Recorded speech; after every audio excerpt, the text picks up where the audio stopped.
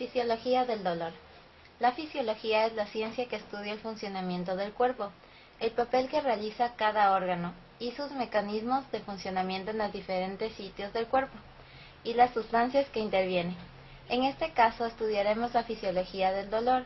El dolor es considerado como una experiencia sensorial y emocional desagradable, asociada a una lesión ística, presente o potencial, o descrita en términos de la misma. Todos los seres vivos deben ser capaces de reaccionar a estímulos nocivos. La adquisición de la capacidad de detectar y recordar el peligro puede haber sido un paso evolutivo clave en el desarrollo del sistema nervioso.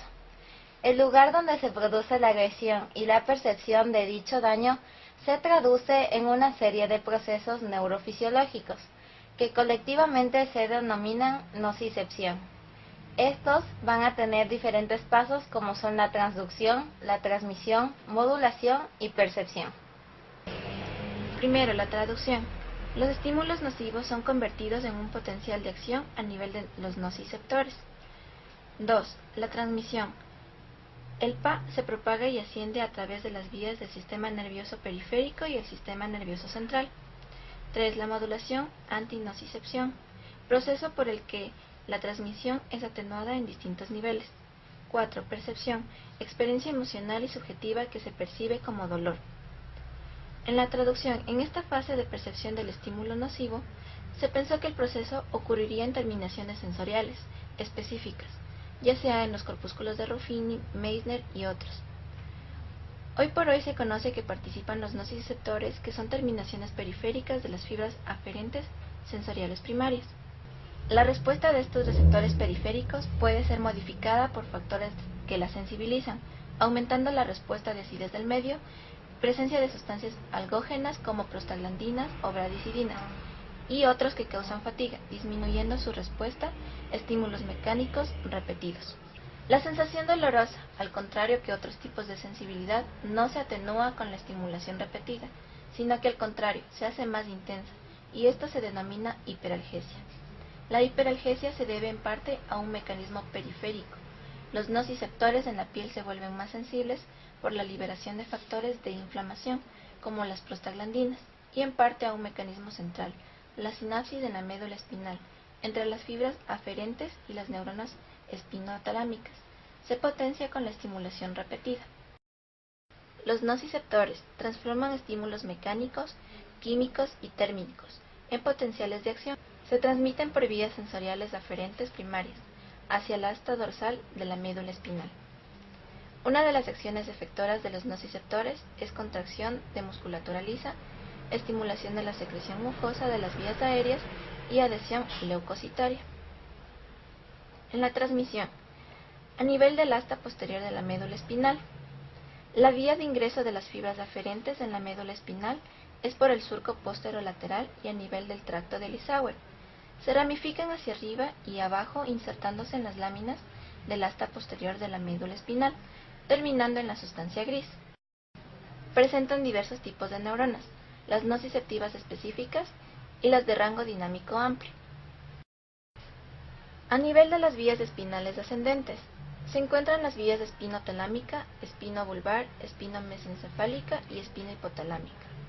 La vía más importante es la vía espinotalámica. La vía espinotalámica junto con la del trigémino son las dos más importantes vías del dolor y constituyen alrededor del 90% de todas las vías ascendentes.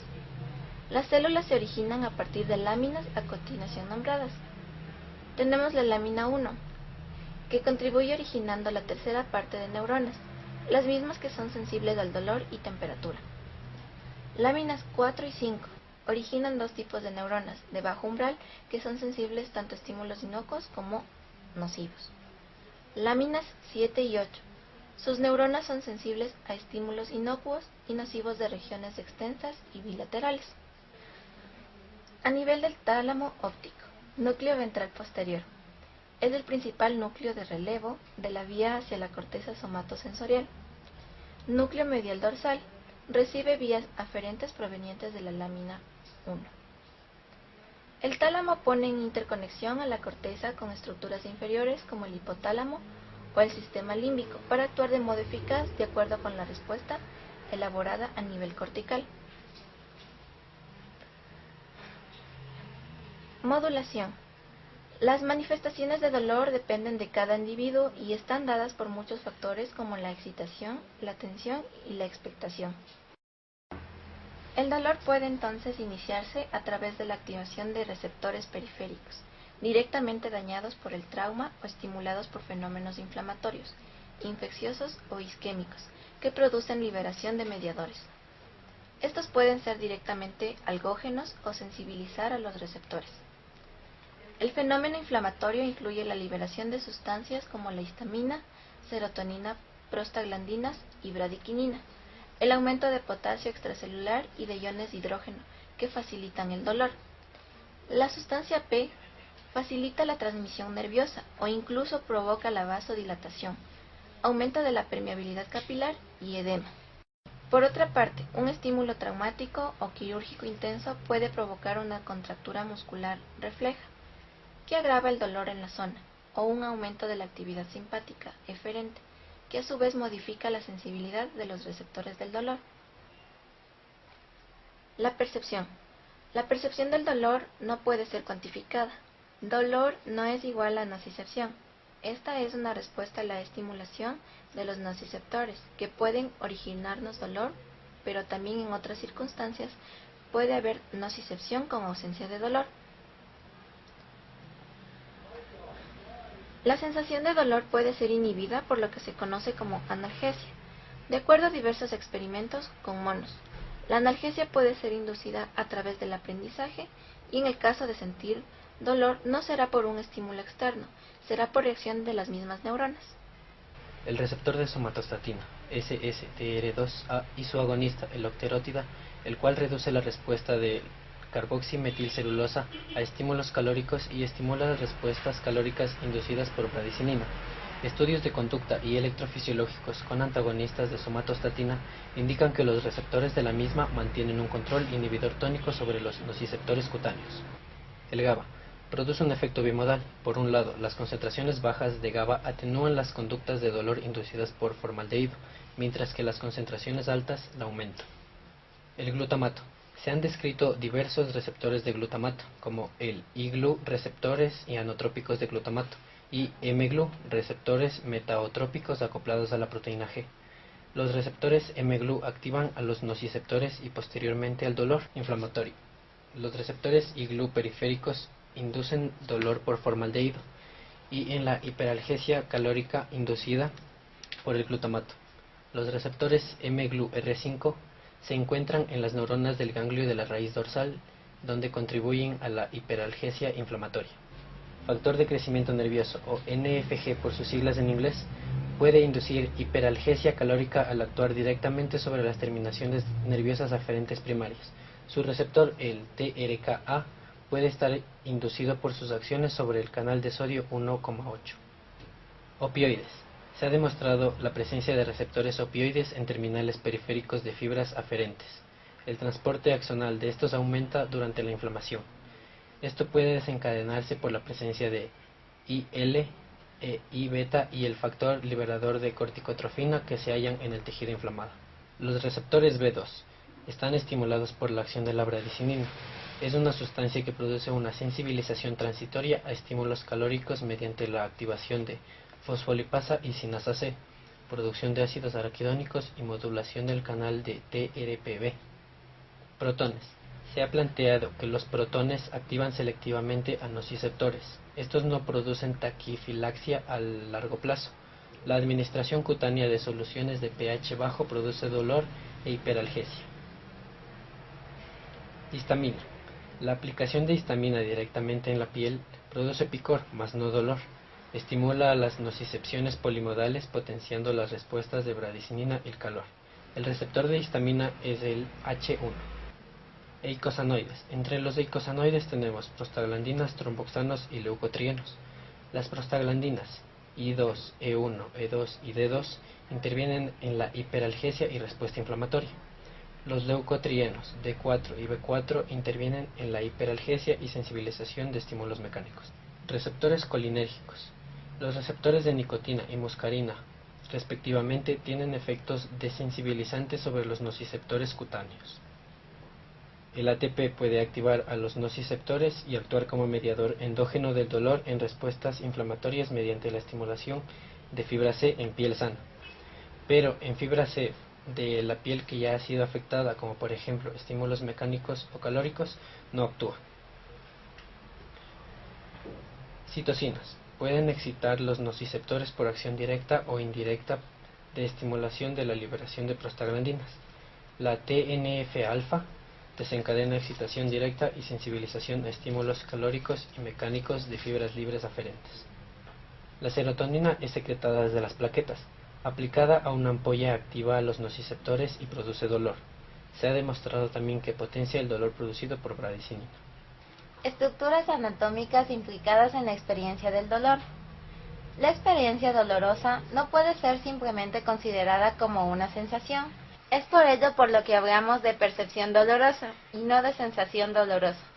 Evidentemente, esto supone una mayor complejidad en anatomía y fisiología del dolor, y las estructuras anatómicas implicadas en la nocicepción son receptores del dolor, fibras nerviosas centrípetas, médula espinal, fibras de conducción ascendente y centros superiores del dolor, como son los núcleos talámicos, el hipotálamo, el sistema límbico y el córtex. Tipos de dolor. Dolor agudo. Aparece a medida que lo hace la causa que lo ha producido. Es de breve duración, menos de 6 meses.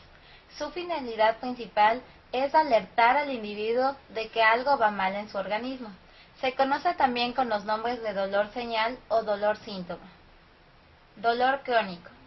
Dura más de 6 meses. El síntoma se convierte en la propia enfermedad y aunque la causa desaparece, este se mantiene. El dolor que se cronifica pierde su sentido protector y se convierte él en la misma enfermedad. Estos pacientes van sufriendo un progresivo deterioro físico, acompañado de trastornos del sueño y del apetito, disminución de la actividad física, excesiva medicación, disfunciones psicológicas y depresión. Dentro del dolor crónico se distinguen dolor agudo recurrente, dolor crónico agudo, dolor crónico no maligno. El dolor agudo recurrente. Periodos de dolor agudo que se repiten periódicamente durante toda la vida o durante un periodo prolongado. Ejemplo, las cefaleas migrañosas. Dolor crónico agudo. Dolor continuo de duración limitada. Puede durar meses o años. Es el caso del dolor neoplásico producido por el cáncer. También se lo llama dolor maligno. Dolor crónico no maligno. Esta no amenaza la vida, pero provoca en el paciente un grave deterioro físico y psíquico. El ejemplo es la artritis reumatoide y el dolor del miembro fantasma. Dolor físico. Todos aquellos tipos de dolor que tienen su etimología en las lesiones físicas de determinados tipos. Entre estas tenemos el dolor periférico, el dolor central, el dolor de proyección y el dolor referido. Dolor periférico. Es una experiencia cotidiana, generalmente de carácter no patológico, de localización precisa. Se expresa de muy diversos modos: punzadas, corrientes, golpes. Puede estar provocada por estímulos térmicos, mecánicos, eléctricos o químicos. El dolor central o profundo. Se produce por la estimulación nociceptiva de músculos, tendones y otros tejidos de carácter profundo. A mayor intensidad y duración de la estimulación, más difuso es el dolor. Un tipo de dolor central muy característico es el dolor visceral, el cual es un dolor profundo, mal definido, mal localizado, que se irradia acompañado de reflejos autónomos, tales como la variación de la frecuencia cardíaca, náuseas y sudoración. El dolor de proyección. Se origina generalmente por la irritación de las estructuras ganglionares. El dolor se manifiesta lejos del punto de lesión. Ejemplo: neuralgia radicular, la neuritis espinal y la hernia discal.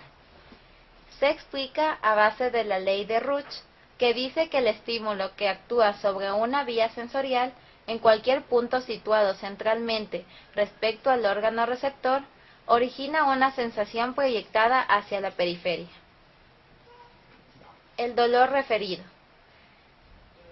Dolor de tipo visceral, que se percibe en una parte externa en correspondencia con el órgano interno estimulado. Dolor psicógeno. Tipos de dolor de naturaleza psicosomática o psíquica. Son dolores reales localizados generalmente en el abdomen, cabeza o genitales, en donde el paciente no finge el dolor, sino que en verdad lo experimenta. La intensidad del dolor es directamente proporcional al estado de ánimo del paciente. Dolor nociceptivo. Es aquella forma de dolor que se corresponde con una adecuada respuesta a una serie de estímulos que producen daño o lesión de órganos somáticos o viscerales. Dolor neuropático. Debido a lesiones traumáticas, metabólicas o tóxicas que aparecen tras una lesión del sistema nervioso central o periférico. Se produce por lesiones o alteraciones en los nervios o en fascículos nerviosos que van desde la periferia a la médula espinal. Dolor nociceptivo. Existen en la periferia los nociceptores, que son terminaciones nerviosas libres, que presentan una serie de proteínas que actúan como receptores de esa información nociceptiva y la transmiten al sistema nervioso central por fibras de tipo A y C. Una vez estimulados los nociceptores, estos inducen cambios en la carga eléctrica de la membrana neuronal, lo que resulta en la propagación del estímulo nervioso hasta el asta dorsal de la médula.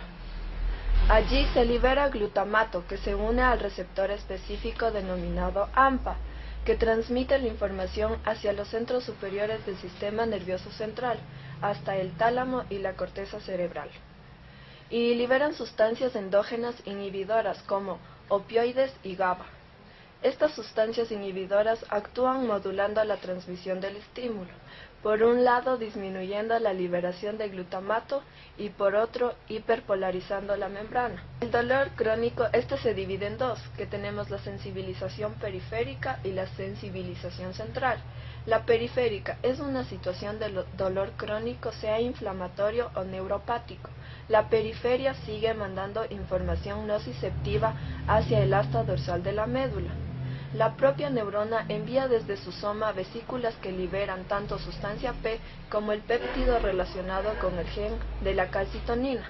Estas dos sustancias se unen a receptores en distintas células, que son neutrófilos, mastocitos y basófilos. Esta unión causa la liberación de sustancias proinflamatorias, como son las citocinas, bradicinina y histamina.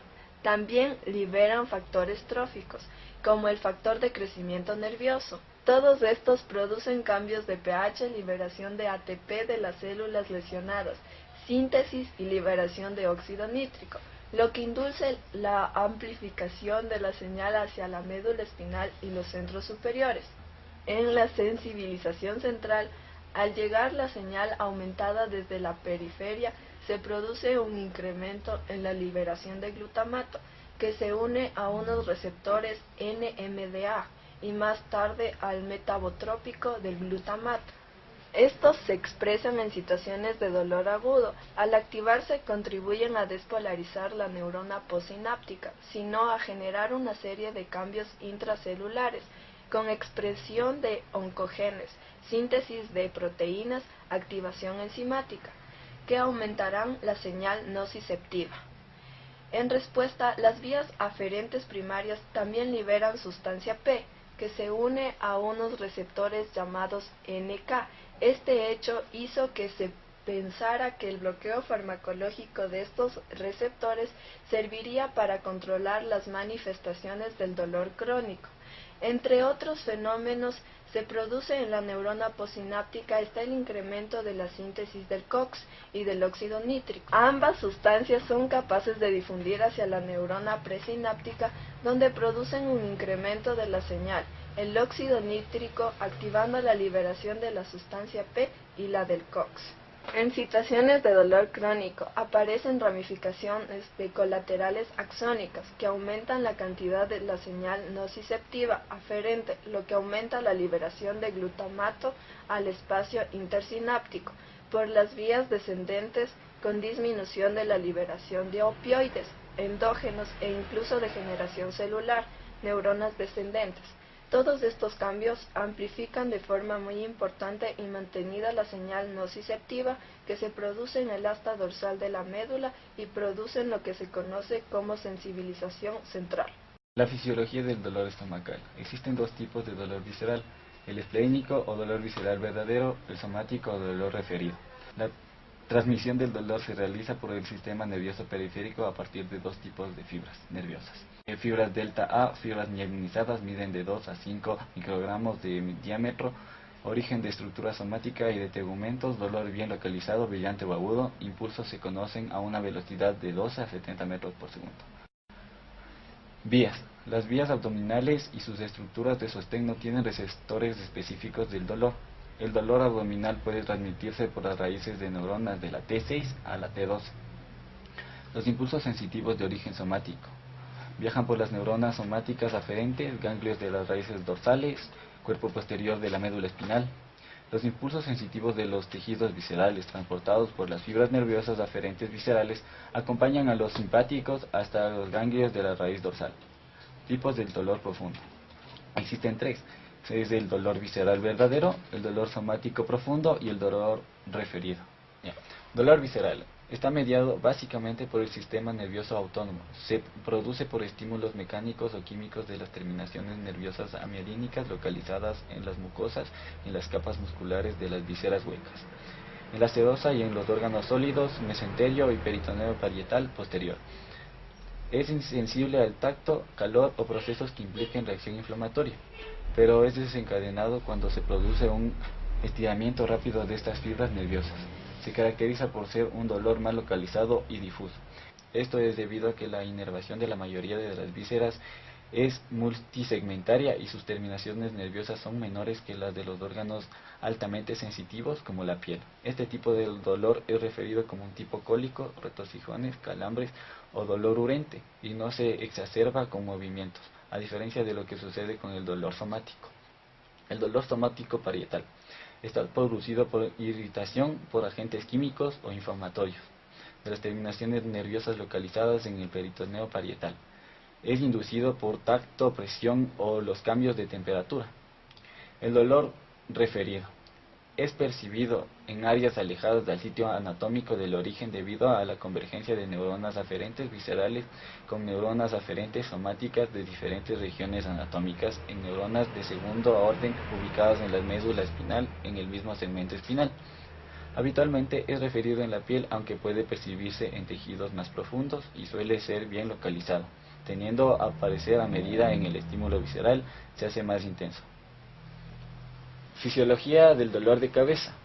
La definición. El cerebro no duele y es casi imposible detectar el dolor de cabeza por estimulación cerebral, a excepción de algunos núcleos del tronco cerebral relacionados con serotonina y epinefrina, que pueden originar un dolor parecido a la jaqueca. Duelen los grandes senos venosos, las meninges próximas, las arterias de la dura madre y la base del cráneo, así como el resto de las estructuras cerebrales. Los dolores por procesos por encima de la tienda del cerebro se proyectan por el trigémino a la zona fronto-parieto-temporal y el dolor causa infratentorial hacia el occipital a través del glosofaringeo y el neumogástrico. La cefalea se define como una sensación dolorosa de intensidad variable localizada en la bóveda craneal, parte alta del cuello o nuca, mitad superior de la cara. El dolor percibido en la mitad inferior de la cara se denomina algia o dolor facial. Fisiopatología. La cefalea o cefalalgia aparece como resultado de la inflamación o distorsión de las estructuras encefálicas sensibles al dolor. Las más importantes y la mayor significado en la etiología de las cefaleas son la piel, el tejido subcutáneo, el músculo, las arterias y peritoneo del cráneo, ojos, oídos, senos y cavidad nasal, senos venosos intracraneales y sus venas tributarias. La estructura ósea, las partes de la dura madre, de la convexidad del cráneo y el parénquima cerebral y los plexos coroideos son insensibles al dolor. De todos ellos se deduce que los mecanismos que producen dolor en la cefalea son las siguientes: la tracción o dilatación de las arterias intracraneales o extracraneales, la tracción o desplazamiento de las venas intracraneales, comprensión, tracción o inflamación de los nervios craneales o espinales, espasmos de los músculos cervicales, irritación meningia y aumento de la presión intracraneal. La fibromialgia es una condición crónica y compleja que causa dolores generalizados y un agotamiento profundo. También causa una variedad de otros síntomas. Esto principalmente afecta a los tejidos blandos del cuerpo. El nombre fibromialgia se deriva de fibro o tejidos fibrosos, tales como tendones y ligamentos, míos o músculos, y algia, que significa dolor. A diferencia de la artritis, la fibromialgia no ocasiona dolor o hinchazón de las articulaciones. Puesto que la fibromialgia produce pocos síntomas, se la conoce como la invalidez invisible. Aunque es más común en mujeres adultas, en un 80%, la fibromialgia también puede afectar a niños, ancianos y a hombres. Muchas veces se describe como un dolor de pies a cabeza.